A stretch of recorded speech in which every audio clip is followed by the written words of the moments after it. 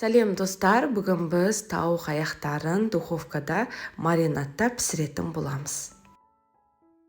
Алдымен тауық етін маринадтап алатын боламыз. Маринадтау тәсілі оп-оңай. Бірінші тауық етін жақсылатып жуып алатын боламыз. Одан кейін оған 1 шай қасық тұзды, тауық етіне арналған кез келген үйдегі бар дәмдеуішті қосатын боламыз. Дәмдеуіш болмаса, онда бұрыштардың қосындысында қосуға болады, қыздар. Енді келесі кезекте 1-2 сарымсақты жақсылатып үкіштің ұсақ түрінен өткізетін боламыз. Одан кейін үйіңізде қызанақ бастысы болса, қызанақ бастысы, менде үйде қызанақ бастысы болмағандықтан мен сәл ғана кетчупты қостым. Одан кейін майонезді саламыз, шамалы сұйық майды да құятын боламыз. Соя тұздығынан да сәл ғана 1 ас қасықтай қосатын боламыз. Келесі кезекте енді жақсылатып барлығын осылай қолымызбен араластыратын боламыз. Біздің соусымыз бен етімізді жақсылатып араластырып болғаннан кейін бетін жауып 1-2 сағат қалып қоямыз.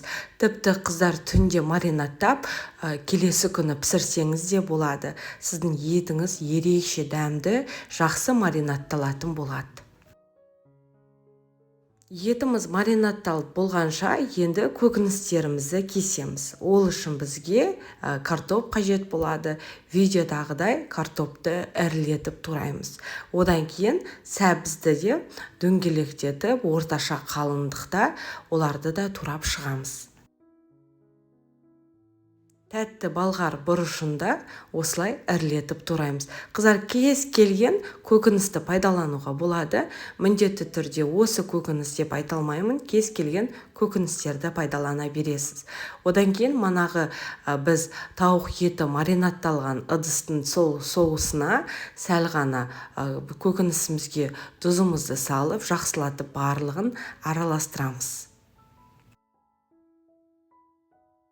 Осы кезден бастап пешімізді 200 градуста қыздырып бастаймыз. Үйіңізде конвекция режимі болса тіптен жақсы, қыздар. Яғни үсті астын қосып, жақсылатып конвекция режимінде 200 градуста 35-30 минуттай біздің тауық етін пісіріп алатын боламыз. Мен үшін ең оңай әрі дәмді тағамдардың бірі, міндетті түрде осы рецептпен маринадтап көруге кеңес беремін. Рецепт ұнап жатса, қыздар, лайк басуды ұмытпаймыз. Сіздермен бірге болған Гаухар ас болсын.